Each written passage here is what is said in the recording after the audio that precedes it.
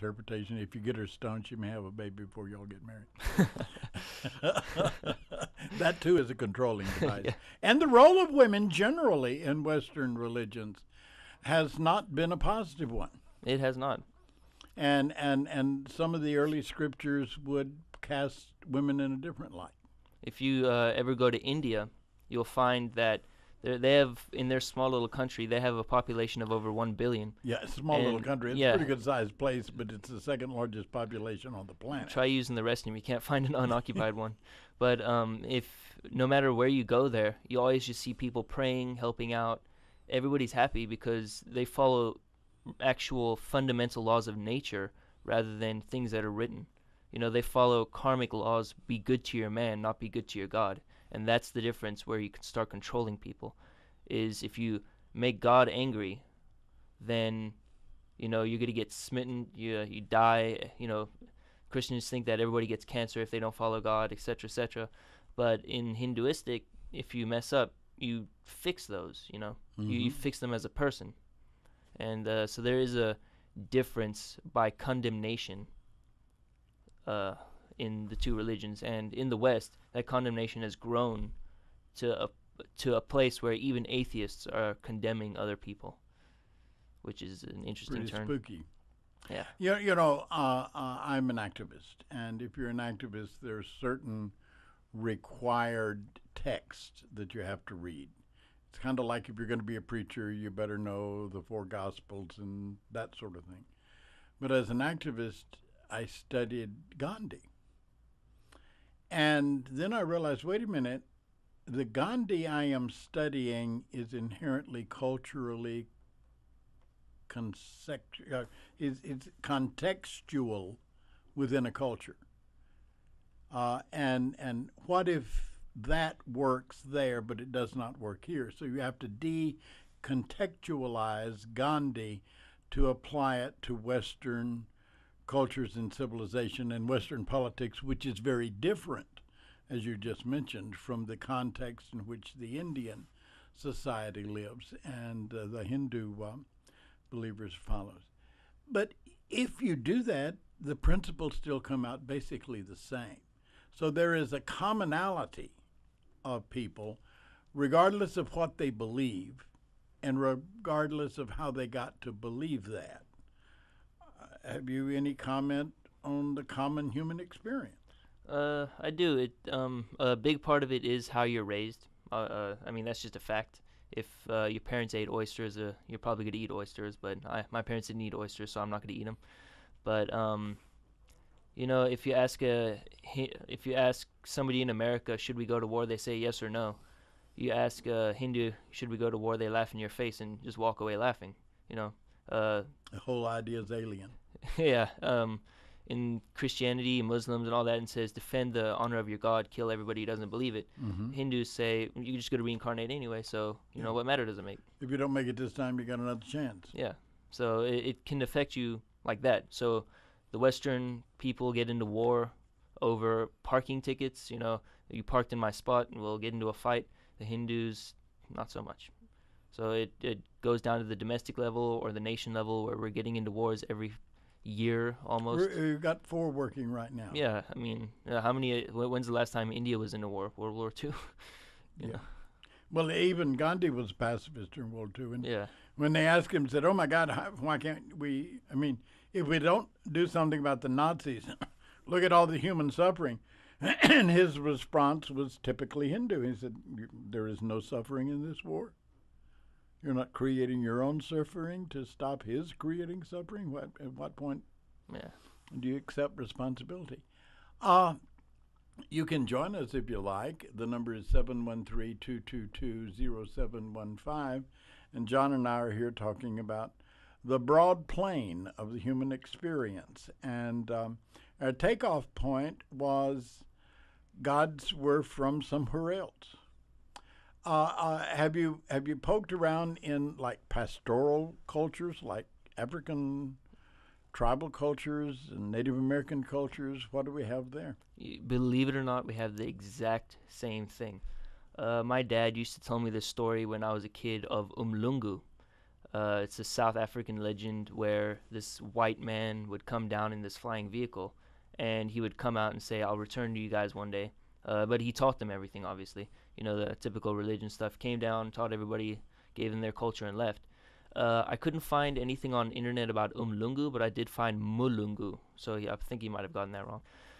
But if you ever look at the Zulus, they believe the exact same thing. Their gods came down. There's this interesting thing called the Zimbabwe ruins. It's in South Africa, and it's dated to be 17 plus thousand years old. Now, supposedly, we were all Stone Age people at that time. You know, Yeah.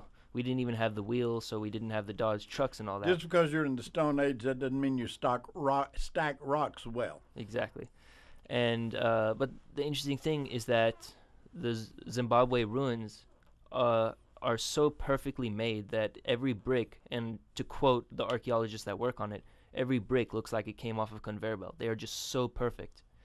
And when you ask the tribes around there who built it, they say our ancestors that came from the sky before we were here, the ones that created us. And so, you start looking around. You can go anywhere in the world and ask them, and any tribe in the world, and their gods came from the sky and in vehicles. You go up to Mali in North Africa, and you find the Dogon tribe.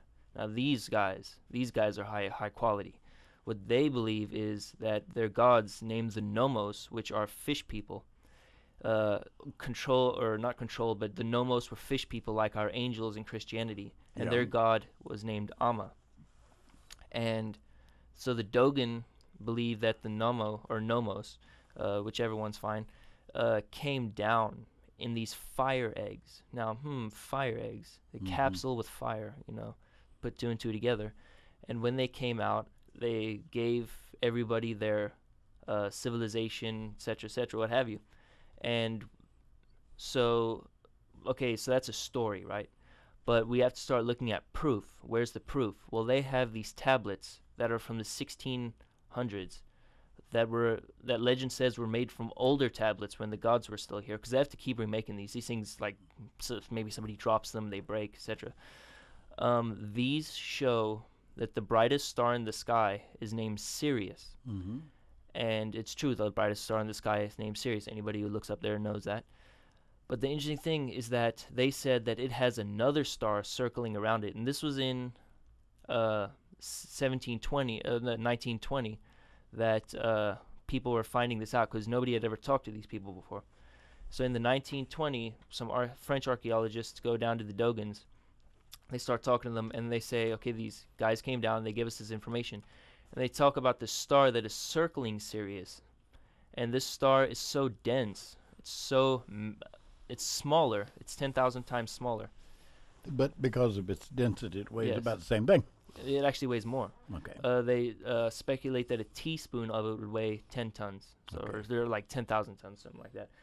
Some crazy number. And it is so heavy that it actually has such a massive orbit that it spins Sirius A, the larger star, and Sirius B being the smaller one, on a loop. So instead of going around it like we go around the sun, it is actually like our DNA strands where they, go crossing back and forth. Sure. And It's a bipolar star thing. And, Yeah. And the phenomena is not unique. yeah, You have But- two stars dancing with each other. but these are, people who are still walking around naked telling us this. And they knew everything about it. They knew that it has a 50-year cycle. They knew all this interesting stuff. And then the interesting thing is that scientists have speculated, because we can't see that well around Sirius A. We can barely see even to the next solar system. But science has speculated that if there were a planet near Sirius A and B, it would actually be a water planet. So the interesting thing is that they came up with that in 1990s. But the Dogons knew this from 1600 and before. And then they talk of their gods coming down in these flying fire eggs. Now, we can start let's trace fire egg back to anywhere, okay? One possible interpretation is that you have the NASA shuttles. If you ever see the shuttles, they go up, and there's fire, smoke, the ground shakes, Sure. and everything. Now, That's the way they get up, is the thrust. exactly. And Now we can find this in Sumeria, that their gods were piloted by their creations called the Ajiji, which, funnily enough, look like the gray aliens that everybody sees today. Mm-hmm. And these Ajiji flew around in these capsule things called shems, and these shems had fire coming out of them, smoke, the ground trembled, a typical blast off. Now, what from the Dogon to these other cultures? What is the distance? Could these cultures have exchanged ideas? Are they separate ideas? Well, or the evolution of the same idea? It would be possible, but the thing is that these guys they originated from Egypt. Mm-hmm. So they came from Egypt, and then they became their own little tribe. They defected. So for the Sumerians would have to go through Egypt to the Dogon to get through these people, Mm-hmm. because these guys had a form of hieroglyphs rather than cuneiform as what you would find with Sumerian. So their ideas originated either from Egypt or their own personal experiences. I'm leaning towards personal experiences because the Dogons have no similar mythologies to the Egyptians. So they're all in the same neighborhood. The Dogons and the Sumerians are separated by an Egypt. Yeah, but I can see that visually on the map. Yeah, that's hundreds of miles. It's more than hundreds of miles. It's a long distance. Yeah, and in the era of building an agrarian culture, you don't move great distances. You've got planting season coming up, and you got harvest season, and then wait a minute, the river's fixing to flood, and you don't want to go too far from the river. Yeah, they won't go too far from the river because it's hot out there. Yeah. Although, were these cultures there when the desert was there? You know, the desert has been there for a long time, but it hadn't been there forever. Well, that's an interesting thing that you can start looking at, is that there's evidence that the Egyptians built the Sphinx. Mm-hmm. We talked about this last time. Over 12,000 years ago, when there was actually greens surrounding the area. Yeah. So, maybe that could be something towards this whole mystery, but I don't. Because the timeline that we have accepted in the middle of the 20th century and beginning of the 21st century may well be screwed up. Oh, definitely. It's definitely screwed up. And so what we take as a timeline is just somebody's opinion about things. And here we are talking about what is known as the cradle of civilization, because Sumerians and Egyptians and others in that vicinity are the people that nurtured what we now know of as civilized society, in our opinion. And then at approximately the same time, on diametrically the opposite side of the world, things were going on in the southern part of South America, where enormous architectural feats were being accomplished. And if you go to Mitsubishi and have a look at the fit of the stones there, it is as if these massive, way heavy stones were carved to fit together like a jigsaw puzzle. And that's not easy to do without, it's not easy to do with modern tools. They actually can't. They can't. They've come forward, said, Egypt, we can't Machu build Picchu, this wall. Yeah, Tiwanaku. We can't do this. Yeah, we're not even good. They tried doing it in Russia, and they made a pyramid that they couldn't even do with stone, and that they had to do it with steel, because they tried recreating this to shut everybody up about we can't do this, this whole about the Egyptian pyramid, and eventually it came out to being actually smaller than this building. That's the best that they could do. And they had cranes, they had steel, they had all this, and the ancients still beat us. So, yeah.